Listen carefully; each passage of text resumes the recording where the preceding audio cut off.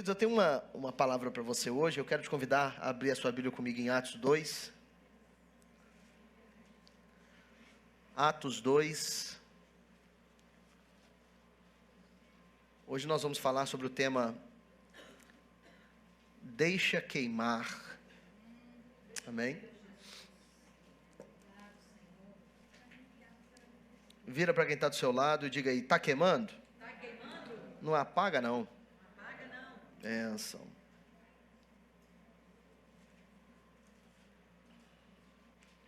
Glória a Deus. Júnior.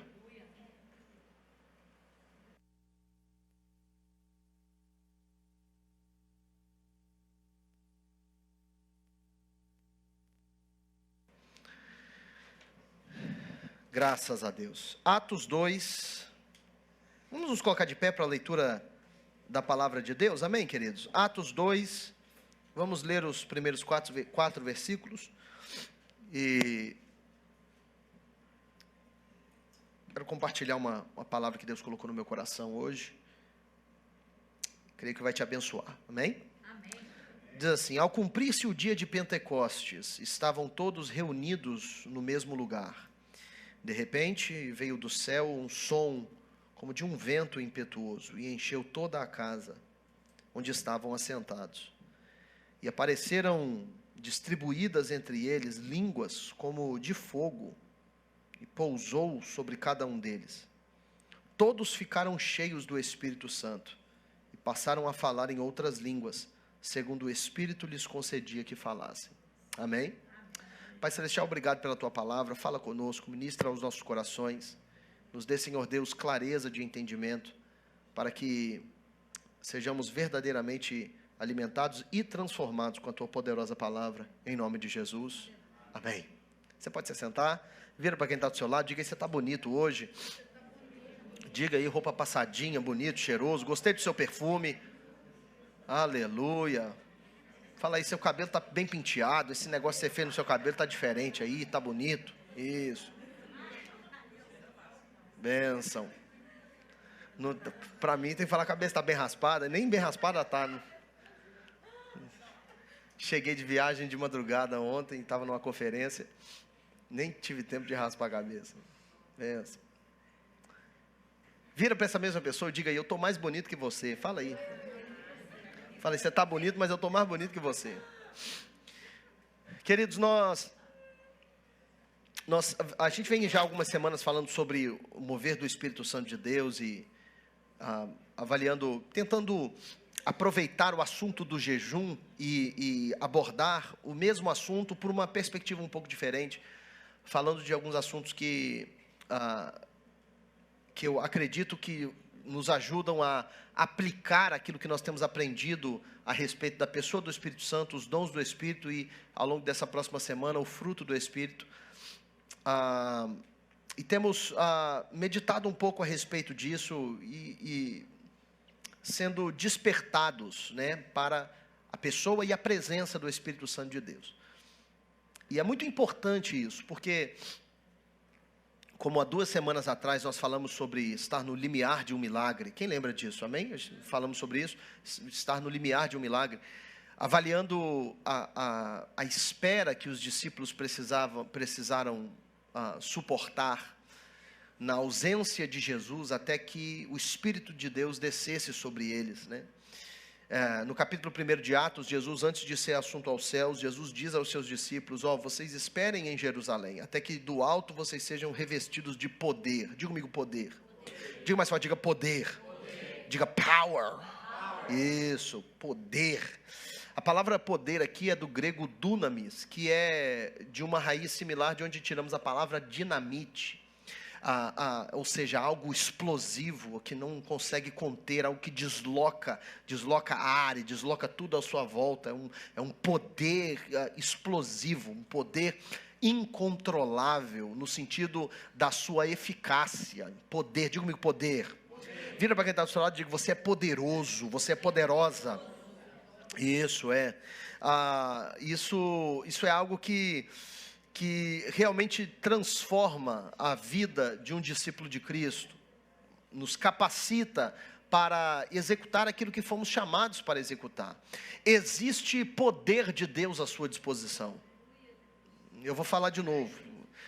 Eu disse que existe poder de Deus à sua disposição. Existe um poder sobrenatural que vai além daquilo que você consegue executar por conta própria.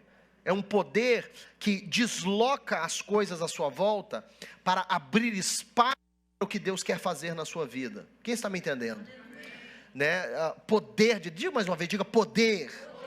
Dunamis, poder, dunamis, poder, um poder impactante da parte de Deus. E o poder de Deus, ele se manifesta de uma forma que nos surpreende. Porque o poder de Deus, ele vem para executar e fazer coisas que nós não imaginamos que é o que precisa ser feito. A Bíblia diz que Deus, ele é poderoso para fazer abundantemente além daquilo que pedimos ou pensamos. Ou seja, o poder de Deus, ele se aplica em nós em áreas que vão além daquilo que a gente pode imaginar, daquilo que a gente pode inferir. E o poder de Deus se manifesta na vida dos discípulos dessa forma tão gloriosa, tão maravilhosa, após esse período de espera. Eles estavam no limiar de um milagre, na beira de um milagre, prestes a experimentar o milagre da liberação do poder de Deus e não sabiam. Eles não sabiam o que estava por vir, como aconteceria, como se daria, onde, eles não saberiam, eles não sabiam melhor. Eles esperaram por 10 dias, mas eles não sabiam que seriam 10 dias. Eles apenas esperaram indefinidamente. Mas esperar pelo quê? Até que do alto sejam revestidos de poder. O que vai acontecer, Deus? Vai vir alguém, vai entregar alguma coisa? O que vai acontecer? Vocês vão saber quando acontecer. E a grande verdade é que a caminhada de um discípulo de Cristo, ela é repleta desses momentos, esses momentos que experimentamos algumas coisas que é difícil de descrever, mas você sabe quando acontece contigo. Tem coisa da parte de Deus que a gente não consegue explicar, a gente não consegue dizer para você quando que vai acontecer, como e onde, mas quando acontece você sabe que é. É quando Deus se move no nosso interior de uma forma um pouco diferente, de uma forma que a gente não consegue explicar ou descrever. A gente só sabe que experimentou, e nós estamos diferentes. O que eu pensava não penso, o que fazia não faço, o que queria não quero, e agora eu sou uma pessoa diferente. Não sei porquê e não sei explicar, eu só sei que aconteceu. E essas coisas que não se explicam são as coisas de Deus nas nossas vidas, e nós não podemos resisti-las. Deus está querendo fazer algo na sua vida que você não vai conseguir nem explicar para os outros, muito menos descrever. Você só vai conseguir dizer, eu vivi, e você tem que acreditar em mim. É o poder de Deus manifesto no meio do seu povo. Aleluia. Poder, o poder que move muralhas, o poder que desloca gigantes, o poder que instaura a vontade, a presença de Deus em lugares que não deveriam estar sujeitos ao controle do Senhor, mas eles se tornam, porque a Bíblia diz que onde abundou o pecado, superabunda a graça. Poder de Deus. Poder de Deus que o inimigo, Satanás, não consegue resistir o poder de Deus. Aleluia. E esse poder se manifesta de uma forma muito tremenda, muito poderosa, na transformação de pessoas que enquanto você lê os evangelhos, você percebe que essas pessoas não são capacitadas, aparentemente, para realizar a missão que estavam sendo confiadas a realizar. E aí você vê figuras como, por exemplo, Pedro, um camarada intempestivo, um camarada sanguíneo, que falava o que queria, na hora que queria, e não estava nem aí, um camarada que se irritava com facilidade, se emocionava com facilidade. Pedro era um camarada completamente instável, ele vivia de extremos a extremos. Pedro não tinha meio termo com Pedro. Eu gosto de ter uma experiência de Pedro que ela ilustra muito bem a sua personalidade e o seu estilo de vida. Que era quando Pedro estava dentro do barco com os discípulos, a tempestade comendo solto, e Jesus aparece lá, uns gritaram, é um fantasma e tudo e tal. E Jesus, não, fantasma não, sou eu. Eles morrendo de medo. Você sabia que muitas vezes nós temos medo da solução que Deus apresenta nas nossas vidas, e a gente tenta correr dela? Mas na verdade é justamente a resposta que precisamos para enfrentar a tempestade que estamos. Cuidado para você não rejeitar a presença de Deus na sua vida, hein?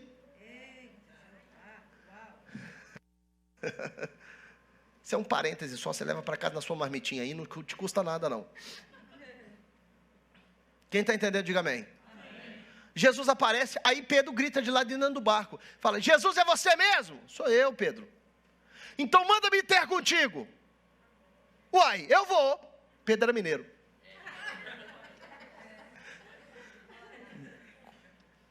Aquele comedor de pão de queijo, pôs o pé por lá de fora do barco e pimba. Pá! Imagina se eu flutuasse agora, que ilustração fantástica que seria, hein?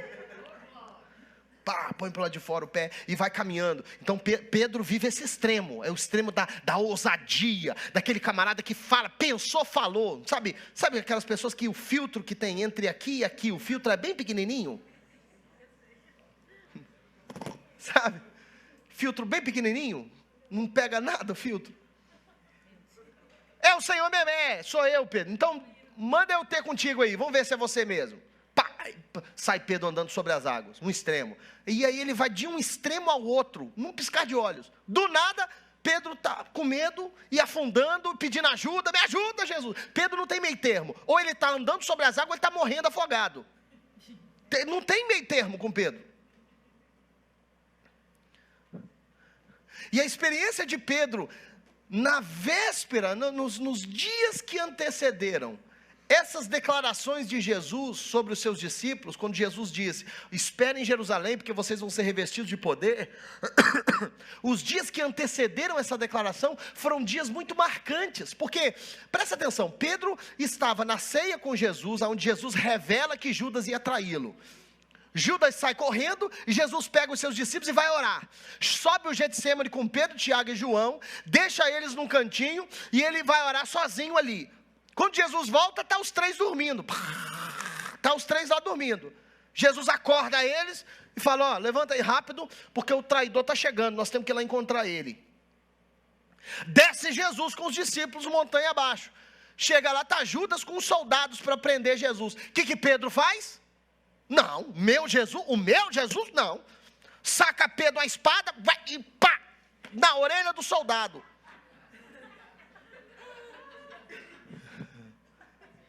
Para ser pastor aqui na igreja tem que ser ninja, tem que ser. Corta a orelha do soldado fora. Jesus vai lá, põe a mão no soldado, cura o soldado. Rapaz, vai desculpando aí. Esse camarada aqui, ele está meio nervoso.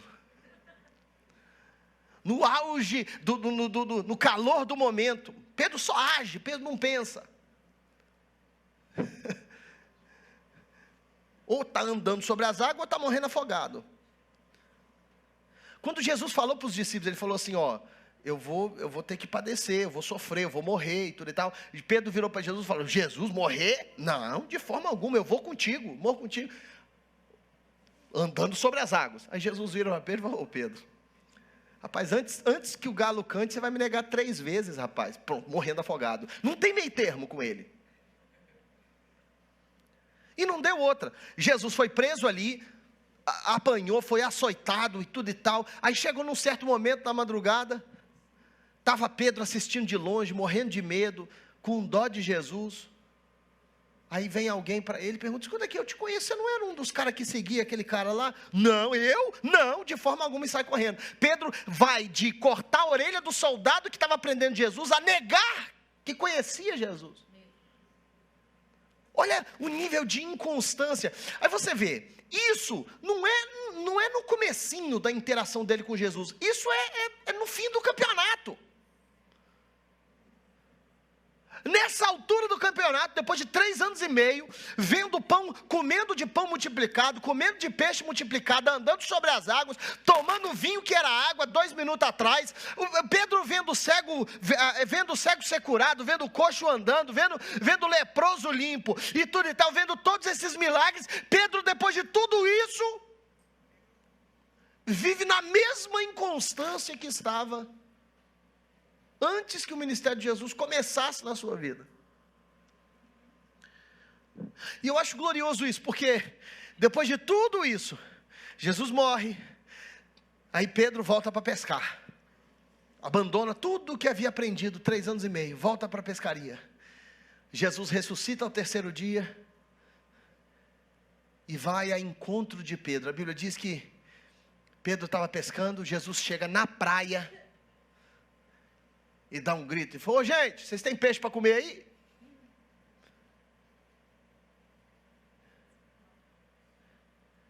E Pedro vem com o coração partido diante do Senhor, quebrantado, envergonhado pelo que tinha feito. Jesus dá um abraço nele e diz: Pedro, tu me amas? Se fosse eu, Jaqueline, eu tirei: Pedro, eu te avisei, hein, rapaz. Pedro, você pisou na bola, Pedro. Que vergonha, rapaz. 3 anos e meio. Que vergonha, Pedro. Não, Jesus não. Jesus não. Jesus vira e fala: Pedro, você me ama, Pedro? Oh, Senhor. Tu sabe como é que é a coisa, né, Jesus? Pedro, tu me amas, rapaz? Oh, Jesus, A terceira vez diz: Pedro, você me ama, Pedro? Oh, Senhor, tu sabes que eu te amo. Em seguida disso, Tiago, ele não corrige, exorta, nada. Ele dá a Pedro uma missão. Ele diz: então, apacenta as minhas ovelhas. Ou seja, Jesus nem menciona o tamanho da limitação de Pedro. Pedro era o cara que Jesus disse a respeito dele. Deus disse: tu és Pedro, e sobre essa pedra edificarei a minha igreja. Esse cara, o cara que negou Jesus nas últimas rodadas do campeonato ali, vai agora, Pedro, é para levantar a taça, é para gritar: é campeão, Pedro, e aí vai. Não, eu não conheço Jesus. Voltamos para a estaca zero, Pedro. Aí Deus pega esse cara e, com um toque do Espírito Santo, ele recebe poder e é transformado. É impressionante, Júnior. Do momento em Atos 2 até a morte de Pedro, a gente não vê mais aquele velho Pedro. Esse Pedro é outro Pedro. A impressão que dá, se você lê a narrativa dos evangelhos toda, e você lê Atos depois, a impressão que dá é que sequestraram aquele Pedro. Cadê o Pedro? É outro Pedro. Não, mesmo Pedro. Mas esse novo Pedro agora, ele estava revestido de poder. Batizado. Que coisa linda. Não é apenas sentindo a presença do Espírito Santo, não, é batizado por Ele. É a diferença, eu li essa ilustração num livro essa semana, a diferença de um navio que está navegando sobre a água e um navio que a água está entrando dentro dele. Você entende o que eu estou querendo dizer? Chega um momento em que a água começa a entrar dentro, o navio não consegue mais resistir o peso da própria água, e ele então começa a entrar em colapso para dentro da água, e a água invade, inunda, cobre, batiza ele. Isso é batismo. Aleluia. Batismo é coberto, inteiramente envolvido. Eu lembro quando eu fui batizar eu não vou falar o nome dela, fui batizar uma irmã uns anos atrás, meu primeiro batismo como pastor, em 2014. Fui batizar essa irmã e morria de medo da água, tadinha. E a gente foi num lago, a gente estava num retiro, o meu pé estava cheio de sanguessuga debaixo da água, sanguessuga, você lembra disso? Sanguessuga, tudo no agarrado no meu pé. Falei para ela: minha irmã, vou ter que batizar você rápido, minha irmã, meu pé está doendo. E fui, e ela lutou, batalhou para não ser batizada, tadinha, com medo da água. Fui uma vez e ela resistiu, não molhou o rosto dela inteiro. Falei: dona fulana de tal, vou ter que batizar a senhora direito, hein? A senhora vai deixar? Não, pode ir, pastor, pode tentar de novo. Fui de novo e ela resistiu de novo.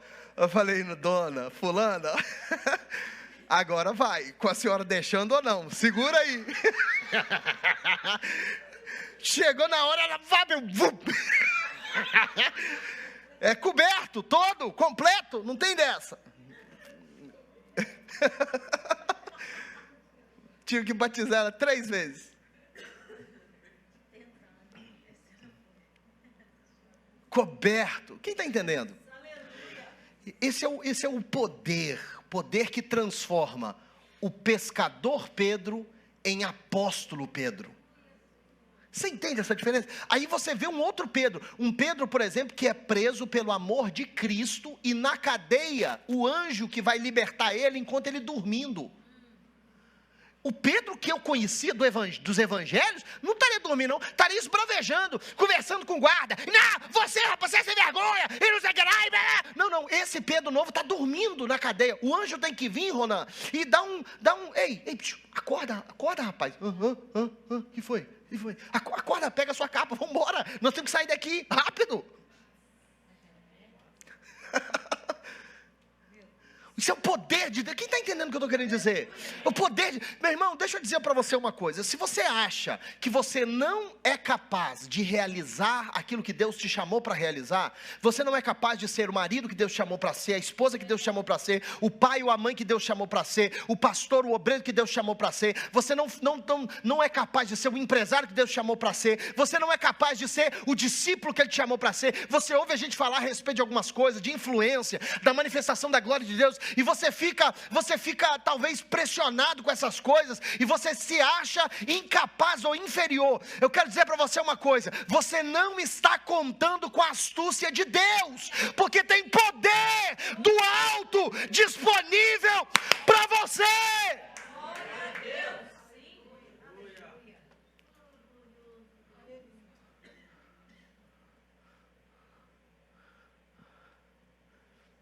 Diga comigo, poder.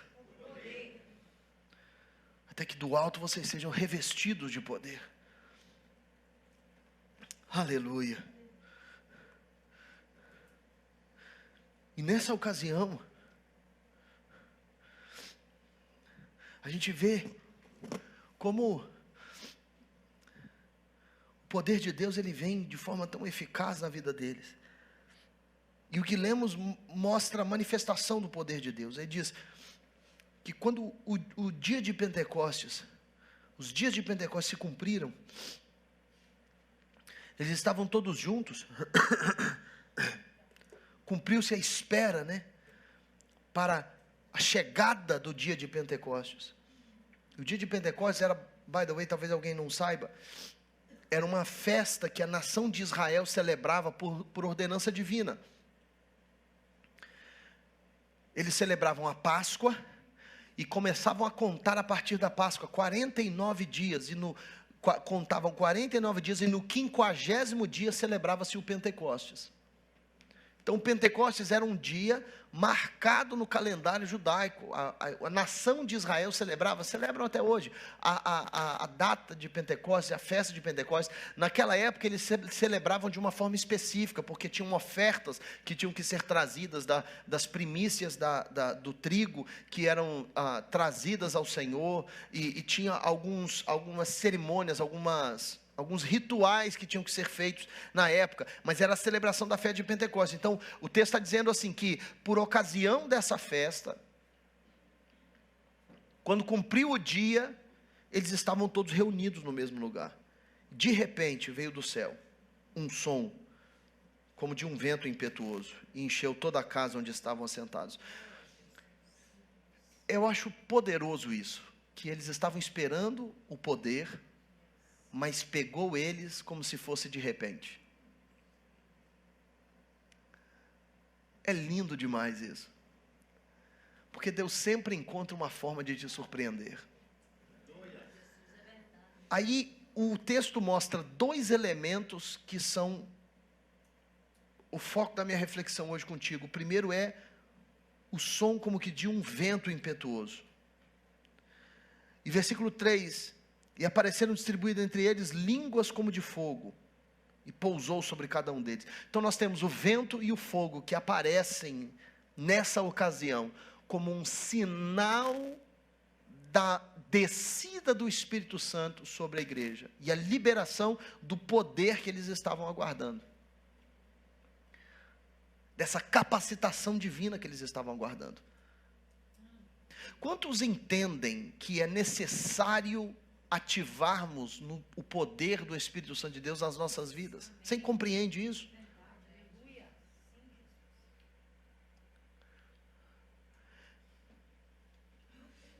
O vento, em primeiro lugar, o vento, ele fala de duas coisas distintas. Na verdade tem mais, só que o nosso tempo já está vencendo, eu quero concluir. Então, duas coisas que eu quero mostrar para você que o vento simboliza. O vento, primeiro, fala sobre coisas que precisam ser removidas, coisas não proveitosas que precisam ser removidas. Em segundo lugar, o vento fala sobre coisas desorganizadas que precisam voltar para o lugar. Em primeiro lugar, não vou poder ler o texto, mas na época do Antigo Testamento tinha um espaço, um plano redondo, era um círculo, chamava eira, e tinha uma muretinha em volta assim, que delineava esse espaço redondo de terra batida, e a eira era o lugar onde eles processavam o trigo quando ele era colhido.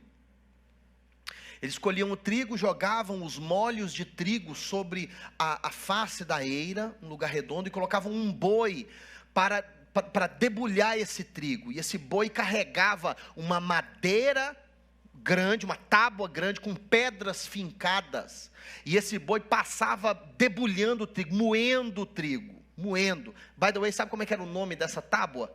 Chamava tribulon. Deixa isso para um outro dia, tá? Deixa isso para um outro dia.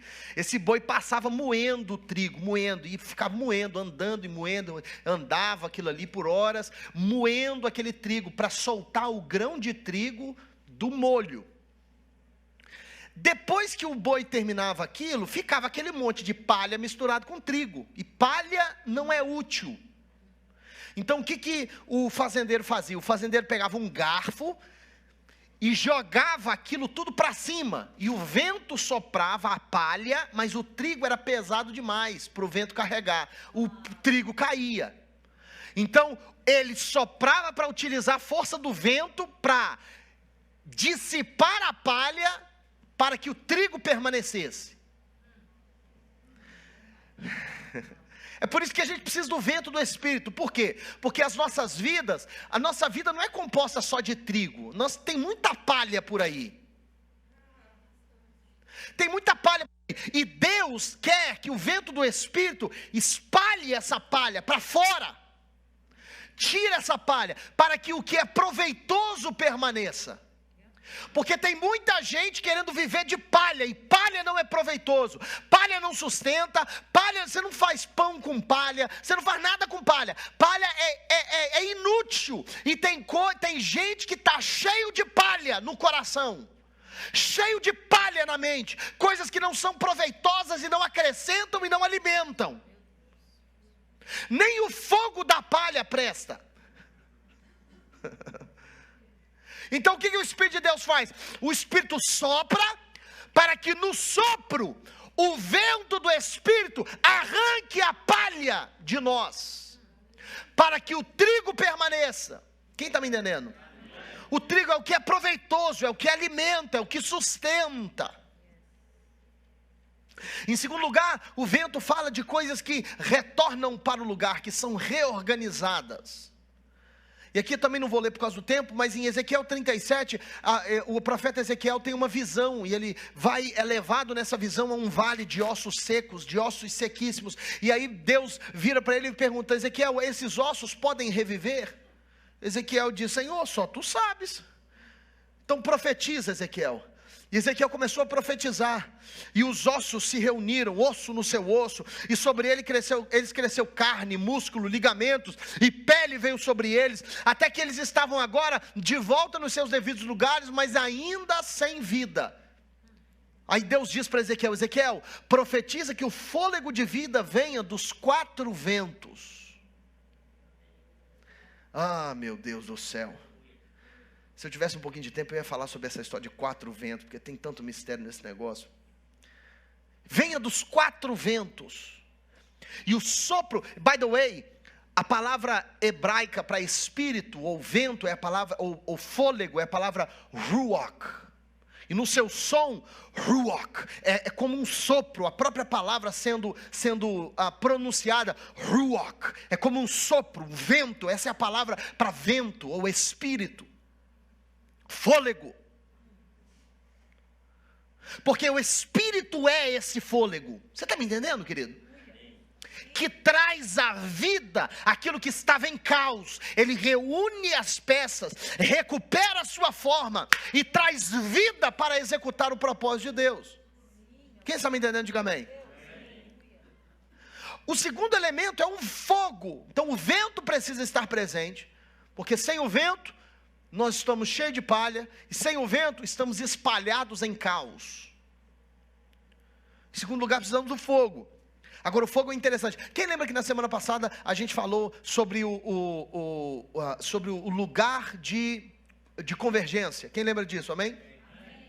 Falamos sobre o lugar de convergência, que na criação era o Éden, um lugar que convergia, a presença de Deus encontrava com o homem. A gente falou sobre isso. Depois desse momento em que Adão caiu, esse lugar foi perdido. Desde então, Deus começa uma estratégia para recuperar a comunhão que tinha com o homem, recuperar esse lugar de comunhão entre eles. E isso começou pela sarça, depois o tabernáculo, depois o templo, e depois o próprio Cristo era um lugar de convergência, onde a divindade e a humanidade se convergiam e encontravam num lugar só. Quem está me entendendo? Amém? E isso a gente compreende que nós somos hoje esse lugar de convergência, o lugar onde Deus encontra com a humanidade, é através de você. Vira para quem está ao seu lado, diga aí, você é o lugar de convergência. Você é esse lugar. Então nós somos para o mundo o que o templo era para o povo de Israel no Antigo Testamento. O negócio é o seguinte, é que inclusive Paulo diz, você é templo do Espírito. Não sabeis vós que sois templo do Espírito, habitação do Espírito? Vira para quem está na sala e diga, você não sabia não?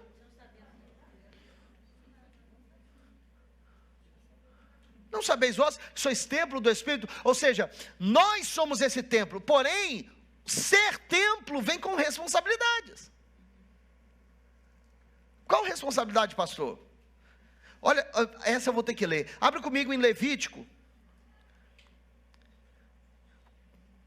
Levítico, põe aquele texto para mim, Vini, fazendo favor.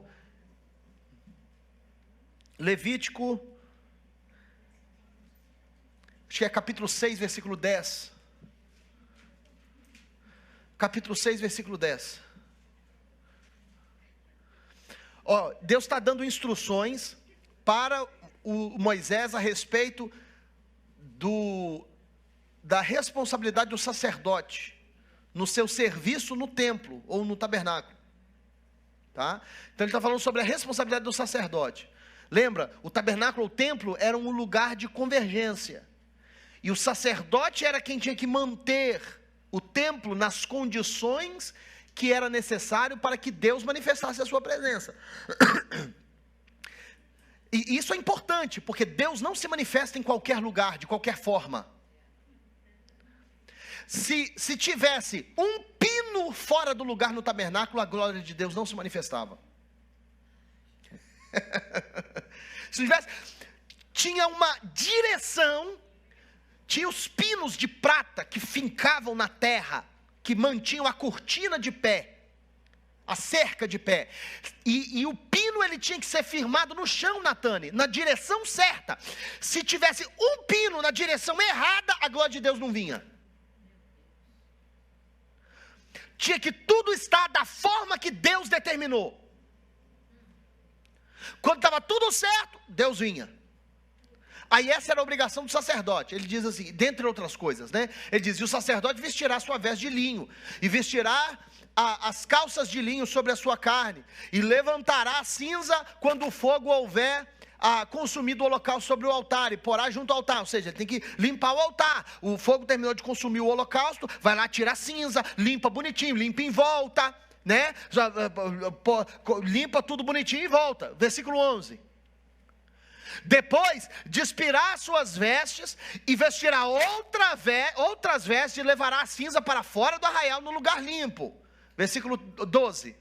O fogo sobre o altar se conservará aceso, não se apagará. O sacerdote acenderá lenha nele todos os dias. Quando? Todos os dias, mas feriado também? Tinha também sábado, domingo também? Domingo? Todos os dias? Uai, todos os dias, pela manhã, e sobre ele porá em ordem o holocausto, e queimará a gordura das ofertas pacíficas. Versículo 13, só em caso de não ter ficado muito claro, Júnior, ele repete, o fogo se conservará continuamente, o quê?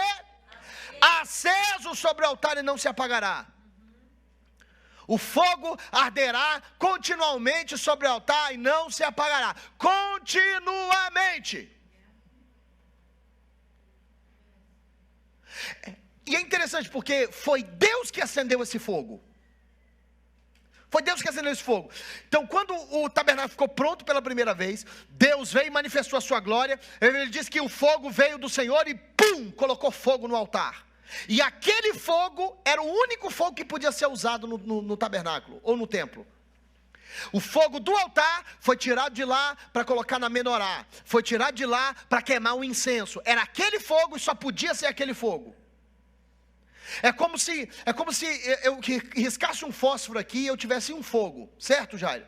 Um fogo. Aí eu faço uma fogueira com aquele fogo. Eu faço uma fogueira e eu vou alimentando aquela fogueira. Alimentando, vou colocando lenha, eu posso alimentar essa fogueira aqui um mês, é o mesmo fogo, quem está entendendo?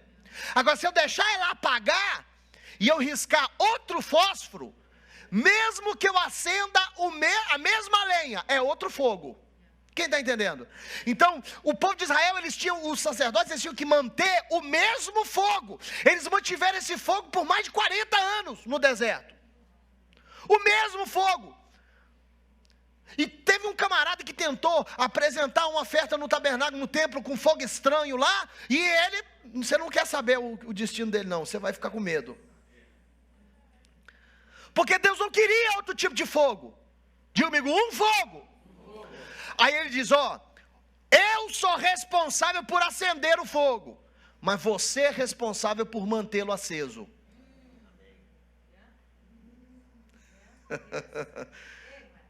Aí o que acontece no dia de Pentecostes? Ele vem e um som como que de um vento. Para quê? Para poder tirar a palha fora e para poder colocar as coisas de volta no lugar. O vento. E agora? Agora que está tudo no lugar, vem as línguas repartidas como que de fogo. Vem o fogo do Espírito e Deus acende o fogo no coração da igreja. E agora?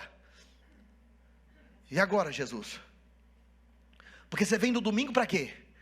Você vem no domingo para ser aceso, né? Não, eu não sou isqueiro.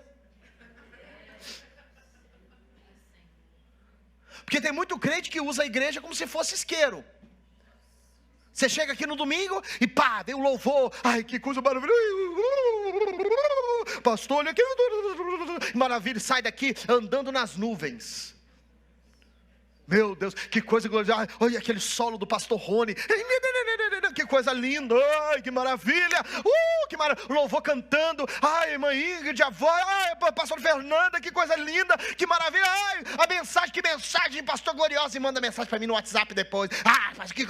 Que power. E um monte de foguinho. Que coisa linda. Aí você sai no domingo queimando em chamas. Aí chega na segunda-feira, tá o fogo ardendo. E chega na terça-feira, o fogo tá aceso. E chega na quarta, o fogo já está mais fraquinho. Aí chega na quinta, tá só aquelas faisquinhas. Chega na sexta, só tá aquela brasazinha, male quente. Chega no sábado, tá mais fumaça que fogo. Aí você chega se arrastando no domingo. Pastor, me dá um isqueiro aí, pastor. Me dá um isqueiro. Não, tem isqueiro aqui não, meu irmão. Tem isqueiro aqui não. O fogo não é meu. O fogo não é meu. O fogo que acendeu foi ele. E ele diz o seguinte, não deixa esse fogo apagar. Aí, o que o diabo faz? O diabo que é diabo, mas não é besta. O diabo vive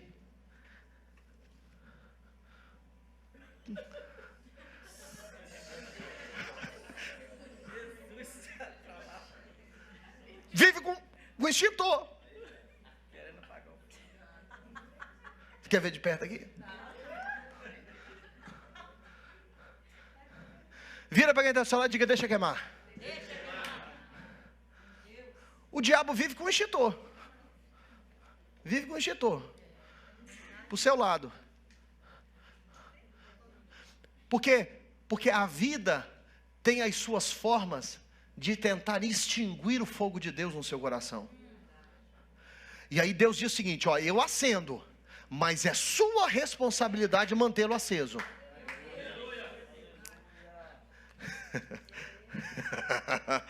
Você não quer que... Você quer que eu termine de pregar? Você quer, não quer?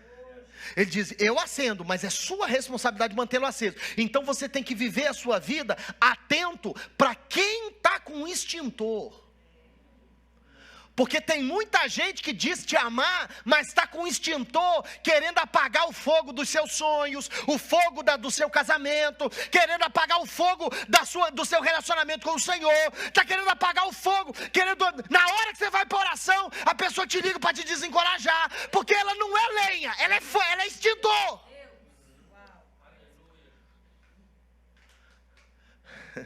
E sabe o que Deus diz a respeito disso? Deus diz, 1 Tessalonicenses 5,19, por favor, que é o tema central do ano nosso. 1 Tessalonicenses 5,19. Não extingais o Espírito.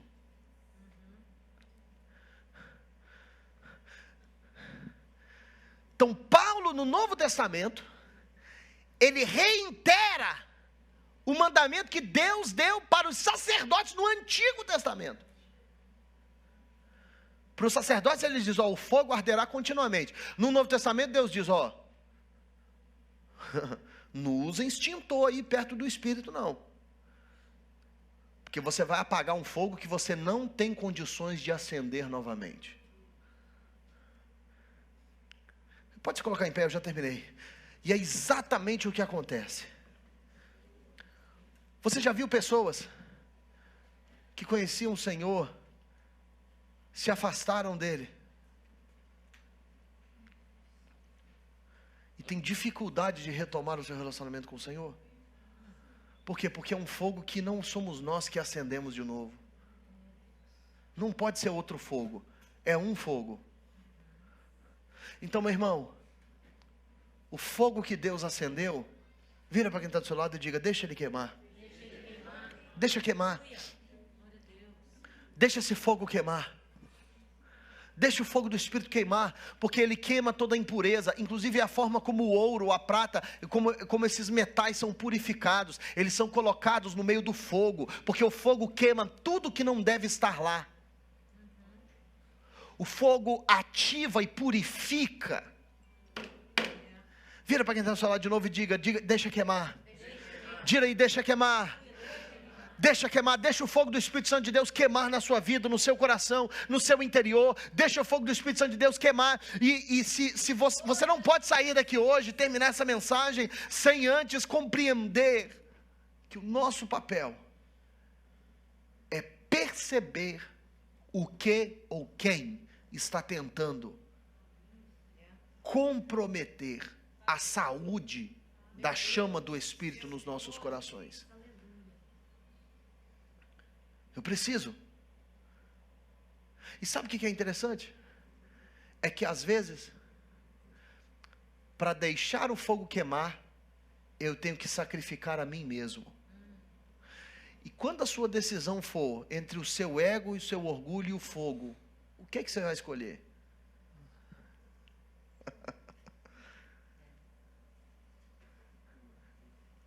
Queimo o fogo? Ou preservo eu?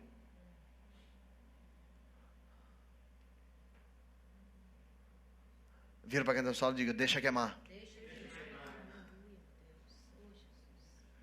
Deixa queimar. Deixa o fogo do Espírito Santo de Deus queimar no seu coração, na sua vida.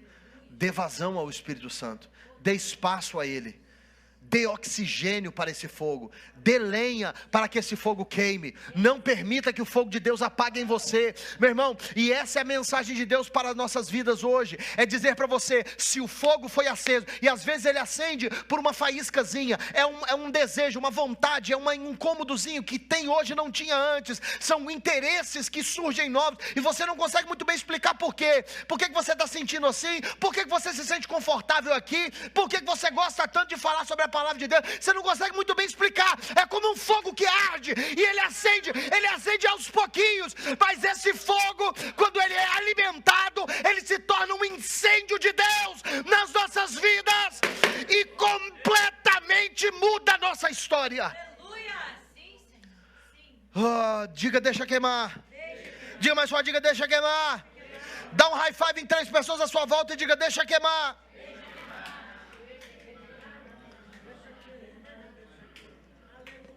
Aleluia. Graças a Deus. Eu quero orar junto com você. Se você por acaso está me ouvindo hoje, você reconhece que o fogo do Espírito de Deus não arde no seu coração mais como ardia antes. Talvez tenha mais fumaça do que fogo aí. Talvez as brasas já não estão mais tão ativas como antes estavam. Você deseja que o Espírito Santo de Deus acenda o mesmo fogo que ele um dia acendeu. Se essa palavra fala contigo, eu quero te convidar à frente para você receber uma oração. Pastora Fernanda, Pastor Ronan, Pastor Rony, Evangelista Eronides, eles vão estar aqui à frente ao fim da minha oração, para impor as mãos sobre você e declarar que a chama do Senhor seja acesa no seu coração. Em nome de Jesus. Pai Celestial, obrigado pela tua palavra, pela tua presença no nosso meio. Oro, Senhor Deus, para que possamos receber de ti sabedoria, recebendo, Senhor, ó Pai, formas e estratégias de como proteger o fogo do Senhor nos nossos corações. Ajuda-nos, Senhor Deus, a evitar os extintores de Satanás que tentam impedir que os nossos corações queimem com a tua chama poderosa. Em nome de Jesus, Senhor. Ó Pai, para aqueles que talvez perderam o fogo, sentem que os seus corações não queimam mais como antes queimavam. Pai, em nome de Jesus, Senhor Deus, reacenda a chama. Faça de novo como um dia fizeste. Em nome de Jesus, Senhor Deus. E ajuda-nos a viver comprometidos com a chama do Teu Espírito no nosso interior. Senhor, despeça-nos da Tua paz, leva-nos em segurança para os nossos lares, multiplica em nós a Tua graça, o Teu favor, nos dê uma semana abençoada na Tua presença, abrindo esta terceira e última semana do nosso jejum, e traga-nos, ó Pai, ao longo dessa semana, para um tempo de oração na Tua presença, encerrando esse jejum com chave de ouro, com uma semana de clamor na Tua presença.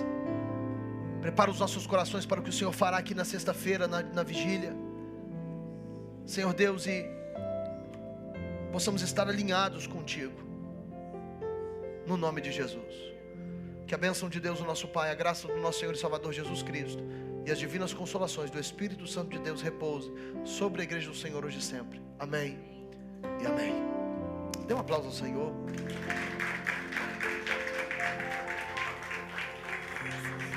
Se você quiser oração, os irmãos estarão aqui à frente. Não vá embora sem antes dar um abraço em 3 pessoas e diga: deixa queimar na sua vida. Deixa queimar em nome de Jesus.